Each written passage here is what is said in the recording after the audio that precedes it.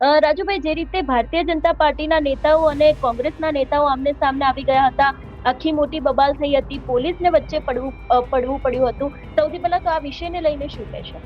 બિલકુલ બેન, ગોંડલની અંદર મેં અગાઉ પણ કીધેલું છે મારા વક્તવ્યોમાં, અને અહીંની વાસ્તવિકતા છે કે એક અનઓર્ગેનાઇઝ ગેંગ, આખી ગેંગ ઊભી કરવામાં આવી છે જેની અસંખ્ય સંખ્યા છે, અને જે તમામ લોકો છે એ ગેરકાનૂની ધંધા કરવા વાળા છે, જેને છત્રછાયા જયરાસિંહ અને એના છોકરાની મળે છે.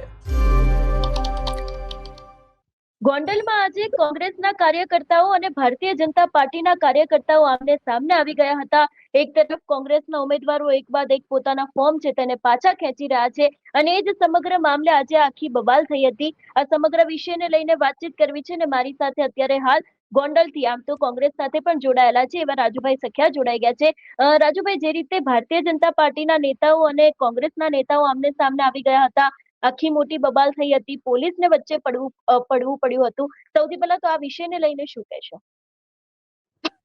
બિલકુલ બેન, ગોંડલની અંદર મેં અગાઉ પણ કીધેલું છે મારા વક્તવ્યોમાં, અને અહીંની વાસ્તવિકતા છે કે એક અનઓર્ગેનાઇઝ ગેંગ, આખી ગેંગ ઊભી કરવામાં આવી છે જેની અસંખ્ય સંખ્યા છે, અને જે તમામ લોકો છે એ ગેરકાનૂની ધંધા કરવા વાળા છે, જેને છત્રછાયા જયરાસિંહ અને એના છોકરાની મળે છે. એટલે એને કોઈ પણ સંજોગે સત્તામાં રહેવા માટે સામ દામ દંડ ભેદ જે નીતિ અપનાવી પડે એ તમામ નીતિઓ અપનાવવા માટે જ્યારથી ફોર્મ ભરાણા, ફોર્મના વેરિફિકેશન થયા ત્યારથી માંડીને અત્યાર સુધી ઈ લોકોએ દરખાસ્ત કરનાર, ટેકો આપનાર અને ઉમેદવારો બધાની આયરે ઈ હદ સુધી એને દબાણ, પ્રેશરાઇઝ કર્યું કે લોકોને કોઈને કંટાળી જઈને, કોઈને દબાવમાં આવી, અને અમુક કિસ્સાઓમાં તો મારઝૂડ પણ કરેલી છે. એટલે આ ગેંગનું આખું આ કામ જ આ છે કે એને રાજકીય નેતૃત્વ છે એ જયરાસિંહના હાથમાં રાખી અને ગેરકાનૂની ધંધા કરવા છે, એટલે પર્સનલી રીતે લોકો આવું કામ કરવા માટે ગેંગના સભ્યો નીકળી જાય છે, અને ઈ આ પરિણામ. પણ રાજુભાઈ, મારો સવાલ એ છે કે વિપક્ષ તરીકે ક્યાંક લોકશાહીનો અવાજ બનવું ખૂબ જરૂરી છે, કારણ કે વિપક્ષના નેતાઓ જો અવાજ નહીં બને તો પછી કોણ બનશે? પણ અત્યારે વિપક્ષ જે રીતે કામ કરી રહ્યું છે, કારણ કે એક પછી એક લોકો ફોર્મ પણ પરત ખેંચી રહ્યા છે, એને લઈને શું કહેશો તો? બિલકુલ, વિપક્ષમાં જે લોકોએ ફોર્મ ભર્યા હતા એ લોકો ખરેખર લોકોનો અવાજ બનાવવા માટે ગોંડલની શહેર હદ વિસ્તારની જ આપણે વાત કરીએ કે ગોંડલની નગરપાલિકા ક્ષેત્રની અંદર જે ગેરકાનૂની ધંધા ચાલે છે, ત્યારબાદ જે ભ્રષ્ટાચાર થાય છે, જે સામંતશાહી ચાલે છે, એની સામે યોગ્ય પ્રતિનિધિત્વ પૂરતા કરવા માટે તેઓએ ઉમેદવારી નોંધાવી હતી. ઈ ઉમેદવારી નોંધાવવામાં કોંગ્રેસ પક્ષના મિત્રોને સાથે રાખી અને પોતાની ઈચ્છા અનુસાર ઉમેદવારી નોંધાવેલી હોય, ત્યારબાદ દરખાસ્ત કરનારાઓ અને ટેકો આપનારાઓએ પણ સમર્થન આપ્યું હોય, એટલા માટે ઉમેદવારી યથાવત રહી હોય. હવે ઈ ઉમેદવારીને, સામેના ઉમેદવારને બિનહરીફ થવું હોય, કારણ કે ઈ લોકોએ જે ગુંડાગીરી કરી છે, જે રીતનો ભ્રષ્ટાચાર છે, જે વહીવટી પ્રક્રિયામાં ગેરરીતિ છે, આ બધું અહીંયા ગોંડલની જનતા જાણે છે કે આ 44 આવે છે તો કેવી સ્થિતિ સર્જન કરે છે ને એ બધાને ખબર છે કે ભાઈ પ્રાઇવેટ જગ્યા કોઈ વ્યક્તિ એમ કે ભાઈ મેં આ કોમ્પ્લેક્સમાં મારી 5 વીઘા જગ્યા આપી છે તો ત્યાં 5 કરોડની ગ્રાન્ટ આપી અને ફાયદા દર્શાવવા નીકળે છે કે અમે નગરપાલિકાના ફાયદા કર્યા છે, પણ એ જમીન તો પ્રાઇવેટ છે, ઈ માણસે ડેવલપિંગ કર્યું છે, અને ઈ કોમ્પ્લેક્સ એને વેચ્યા છે. ઈ વેચેલા કોમ્પ્લેક્સમાં પ્રાઇવેટ જમીનની અંદર તમે આવી રીતે ગ્રાન્ટો આપી અને લોકોને બતાવવાના સ્ટન્ટ કરો કે ભાઈ તમે જો આ 5 કરોડના ખર્ચે ફલાણો રોડ બનાવ્યો, આ છે તે છે, પણ એ આવું બધું આવા કોર્પોરેટરના અમુક કામો કરવાનું કામ કરી, નાટક કરી અને નગરપાલિકામાંથી ઊંચાપાત કરે છે.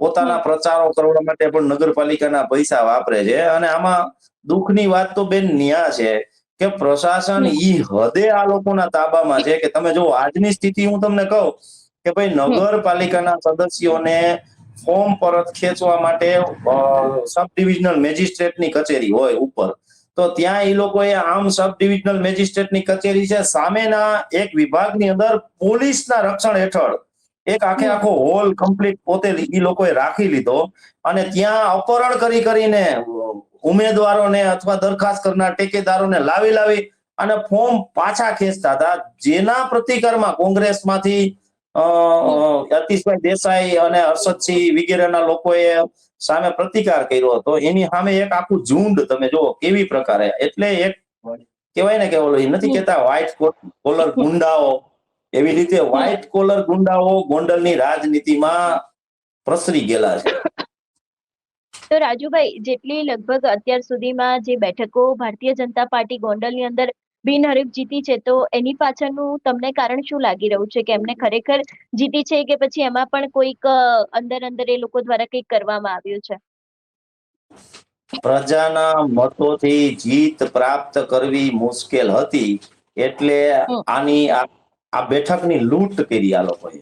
પ્રજાના મત આપવાના અધિકારને છીનવી લીધો.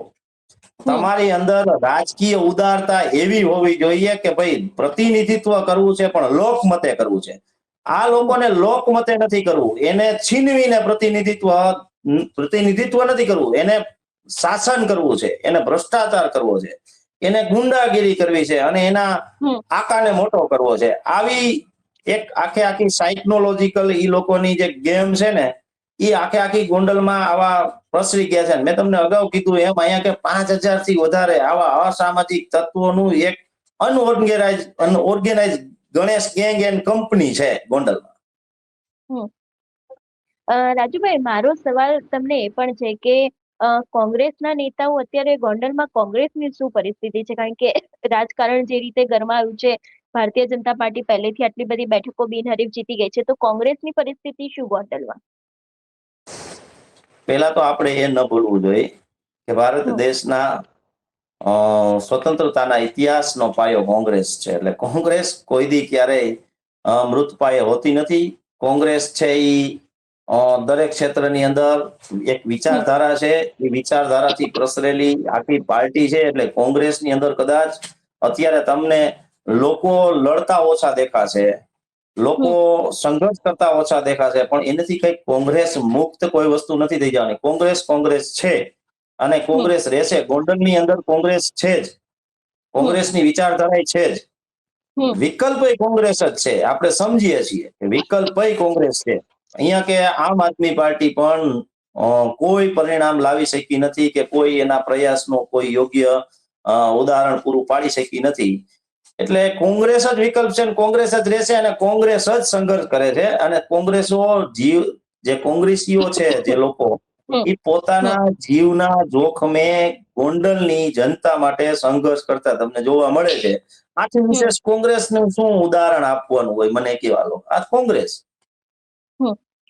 રાજુભાઈ, તમે જે રીતે આક્ષેપો મૂક્યા કે ભાજપના નેતાઓ આવી રીતે ડરાવી ધમકાવી રહ્યા છે, ક્યાંક લાલચો આપવામાં આવી રહી છે, તો પછી આવું કરવું કેટલું યોગ્ય? કારણ કે આ તો લોકશાહીનું ગળું ઘૂંટવા જેવી વાત થઈ ને. કોઈ વ્યક્તિ લડતું હોય તો પોતાની પસંદથી લડે છે, પોતાના વિસ્તારમાં એને લડવું છે તો એની વ્યક્તિગત પસંદથી એ લડી શકે છે, પણ એની સામે આવું કરવું તમારા મતે કેટલું યોગ્ય છે? કારણ કે આવો કિસ્સો ફક્ત ગોંડલમાં નહીં, સમગ્ર ગુજરાતમાં ધીરે ધીરે સામે આવી રહ્યા છે. અને કોંગ્રેસના નેતાને નહીં, આમ આદમી પાર્ટીના નેતાઓને પણ ડરાવવા ધમકાવવામાં આવે છે, પૈસાની લાલચ આપવામાં આવે છે. એને લઈને શું કહેશો? બિલકુલ બેન, જો લોકતંત્રની હત્યા તો આ લોકોએ કરી છે, કરતા આવે છે. મતનો અધિકાર લોકોનો છીનવી અને લોકતંત્રની હત્યા કરવી એનાથી મોટું શરમજનક કૃત્ય કોઈ હોઈ ન શકે. પણ હું આપને ટૂંકમાં એટલું જ કહીશ કે જ્યારે મથુરાની અંદર જ્યારે કંસનું જે સામ્રાજ્ય જે પ્રકારે પ્રસર્યું હતું ત્યારે કૃષ્ણ જન્મ્યા હતા અને કૃષ્ણ એ આવી અને ગોકુળ ને મથુરા બેયને એક સમાન બનાવ્યા હતા. એવી જ રીતે કૃષ્ણનો જન્મ થઈ ગયો છે, માત્ર મોટા થવાના બાકી છે. આવી જશે આ કંસ અને કંસના સામ્રાજ્યને પૂરું કરી દેશે. રાજુભાઈ, બીજી વાત કરવી છે ગોંડલને લઈને. ગોંડલમાં જે રીતે અત્યારે રાજકારણ ગરમાયું છે, આમ આદમી પાર્ટી પણ એટલી જ એક્ટિવ થઈ રહી છે. એને લઈને શું કહેશો? આમ આદમી પાર્ટીનું ગોંડલમાં શું સ્ટેટસ લાગી રહ્યું છે અત્યારે? આમ આદમી પાર્ટી ઉપર બે વ્યક્તિઓએ કબજો કરી લીધેલો છે. એક લોકલ છે, એક અમદાવાદથી આવ્યા છે. એમને કબજો કરી અને ભારતીય જનતા પાર્ટીના લોકોને ખોળે મૂકી દીધેલી છે. એ પરિણામ આવશે એટલે તમને ખબર પડી જશે. કયા લોકો છે? બે લોકો મેં તમને કીધું, એક બહારથી આવ્યા છે અમદાવાદથી અને એક અમારા અહીંયા લોકલ છે. એ બે વ્યક્તિઓએ આખું પોર્ટફોલિયો ભારતીય જનતા પાર્ટીને ખોળે મૂકી દીધેલું.